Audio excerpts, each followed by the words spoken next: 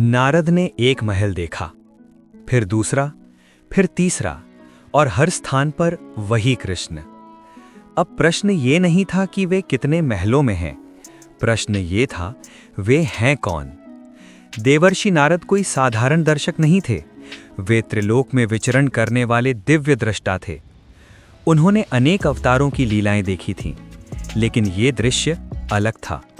वे एक महल में प्रवेश करते, कृष्ण वहां अपनी रानी के साथ वार्तालाप कर रहे हैं।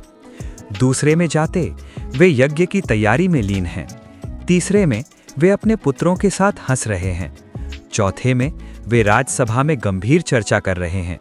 और हर बार जैसे ही नारद प्रवेश करते, भगवान उठकर उनका सम्मान करते, मानो वे पहले से जानते हों कि नारद आने वाले हैं। नारद के मन में जो जिज्ञासा थी वो अब विस्मय में बदल चुकी थी। ये कोई छाया नहीं थी, ये कोई मायावी प्रतिरूप नहीं था। हर स्थान पर पूर्ण चेतना के साथ, संपूर्ण उपस्थिति, संपूर्ण व्यक्तित्व के साथ। यहाँ तक कि प्रत्येक रानी को ये आभास तक नहीं था कि उसी समय अन्य महलों में भी वही कृष्ण उपस्थित हैं। अब नारद को समझ आने लगा, ये कोई सामान्य बात नहीं है, जरूर इसके पीछे कोई गहरा रहस्य है। शास्त्र इस लीला को भगवान की योग माया बताते हैं। योग माया अर्थात वो दिव्य शक्ति जो ईश्वर को सीमित नहीं रहने देती।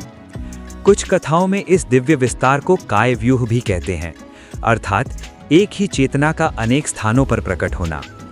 ये अनेक अलग अलग शरीर नहीं, बल्कि एक ही परम चेतना का विभिन्न स्थानों पर सहज प्राकट्य है। प्रभु देह से बंधे नहीं हैं, प्रभु काल से बंधे नहीं हैं, प्रभु किसी स्थान से बंधे नहीं हैं। एक ही स्वरूप अनेक स्थानों पर। ये कथा केवल चमत्कार दिखाने के लिए नहीं है, बल्कि ये बताने के लिए है कि ईश्वर हर भक्त के साथ व्यक्तिगत रूप से जुड़ सकते हैं। जैसे प्रत्येक रानी को लगता था भगवान केवल मेरे साथ हैं, ठीक वैसे ही प्रत्येक भक्त अनुभव करता है कि भगवान मेरे निकट हैं। सर्वव्यापकता केवल दार्शनिक शब्द नहीं, एक जीवंत अनुभव है। अंततः नारद ने प्रणाम किया। अब उनके मन में कोई संदेह नहीं था। द्वारिका के महलों में जो वे देख रहे थे वो किसी राजा का वैभव नहीं था, वो परमात्मा की अनंतता का संकेत था। और शायद यही कारण है कि हजारों वर्षों बाद भी कृष्ण केवल एक ऐतिहासिक पात्र नहीं, बल्कि जीवंत अनुभव हैं।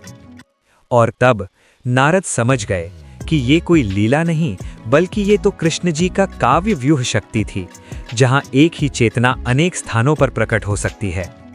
द्वारिका के वे महल अब केवल महल नहीं थे, वे ईश्वर की अनंतता का प्रमाण थे। और शायद इसी कारण कृष्ण केवल एक ऐतिहासिक पात्र नहीं, बल्कि आज भी हर हृदय में उपस्थित अनुभव हैं। चैनल को सब्सक्राइब, फॉलो और वीडियो को लाइक जरूर करिए। जय श्री कृष्णा।